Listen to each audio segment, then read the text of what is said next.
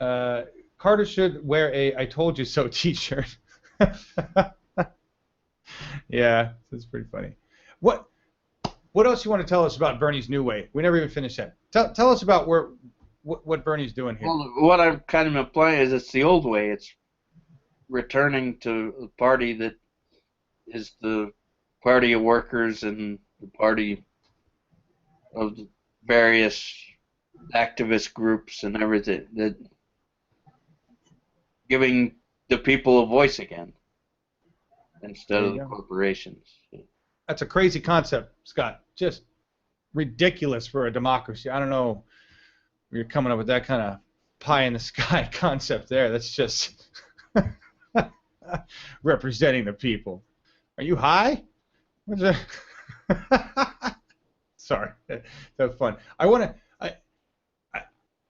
to cut over to this other article on RSN because it's a good one. I don't know who Mark Ash is, but I love the quote.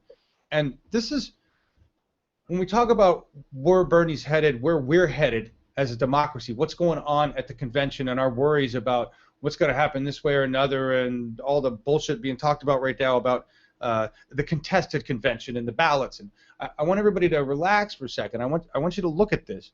Um, this is a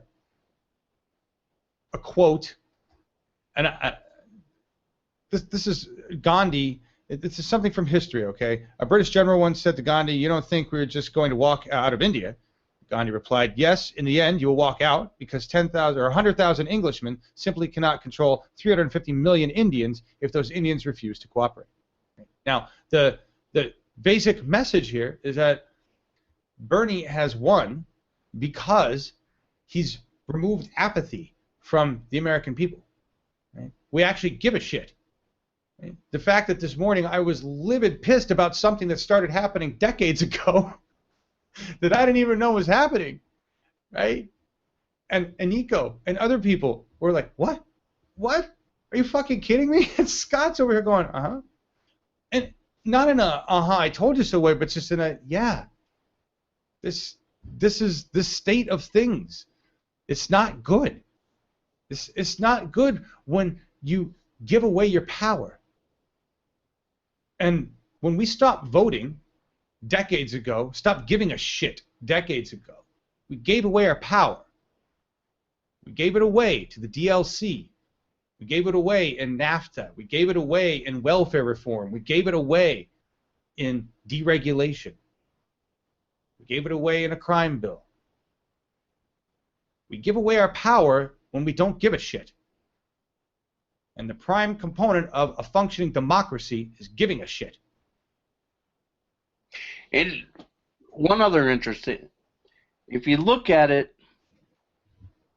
the DLC was reaching out to the same people that Donald Trump reaches out to.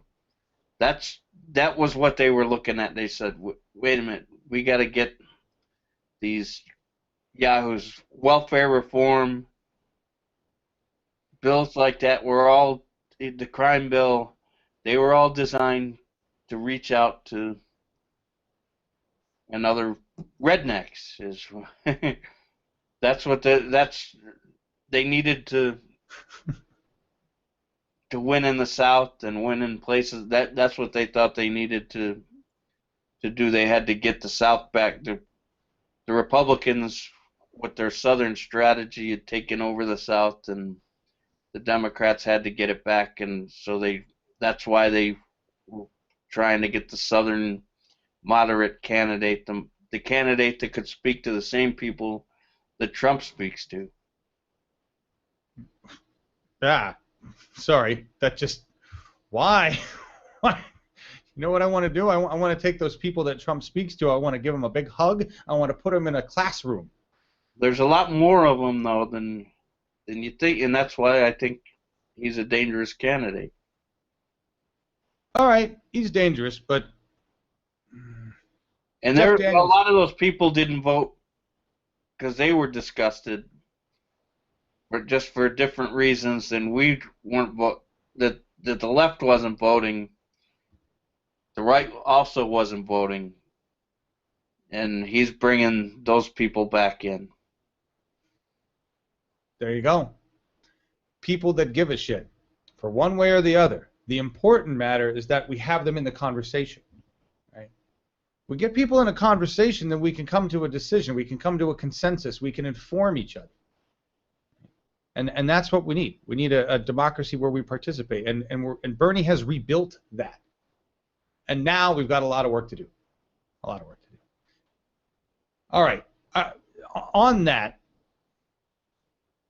we're going to talk about work, journalism, what it used to be, somebody who's leaving that field after 46 years. No, it's not Andrea Mitchell, although many people wish. Because everybody's like on that Andrea Mitchell thing today about what Bernie said to her. Did you see that clip, Scott? No, I didn't see it. He's like, don't moan to me about Hillary Clinton. It's really great. It's I have it loaded up in here. I'll have to play it. Andrea Mitchell is the reincarnation of Ayn Rand, or Ayn Rand. Yeah, interesting. All right, Morley Safer. While we wait for this, and by the way, it does look like we're an hour off on the Pine Ridge thing. Don't know how I planned that. So. Hey, John. Yeah. On that Pine Ridge thing, it says in the press email that it's at 10:45 Mountain Time, so that's what I put in the calendar according to what they said. So they may be running late, or I don't know. All right. Are any of those? But none of the feeds are active. Nope, they're not active. Thank you. Just let me know when they are, guys. We're just, as you heard, Aniko. This is common.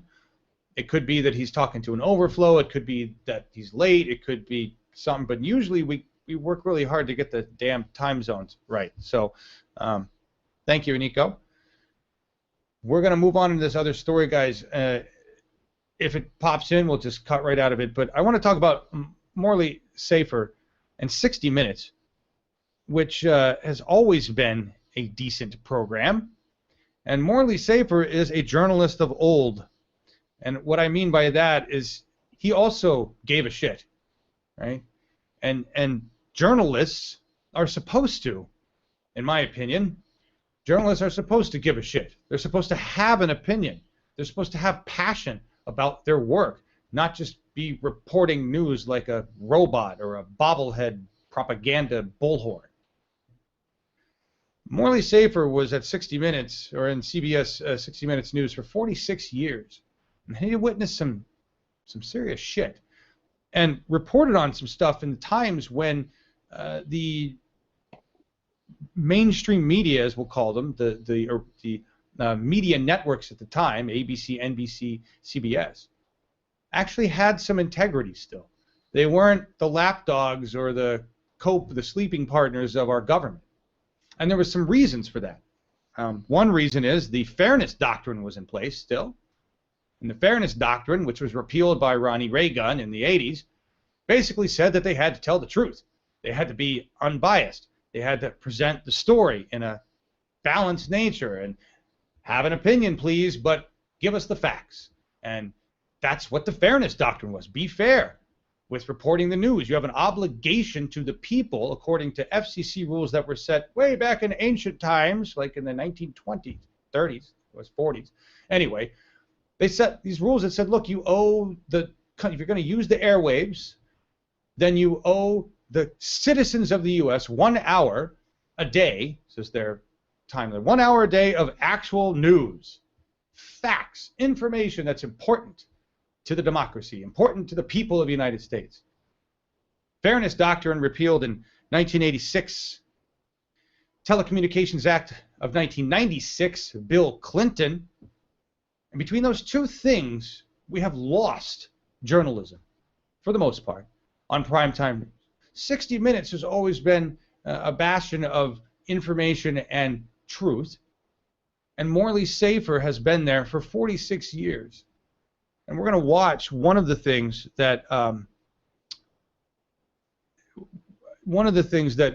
shows true journalism here, and this is at a time when it could be shown. I want you to think of this when you watch it, and ask yourself,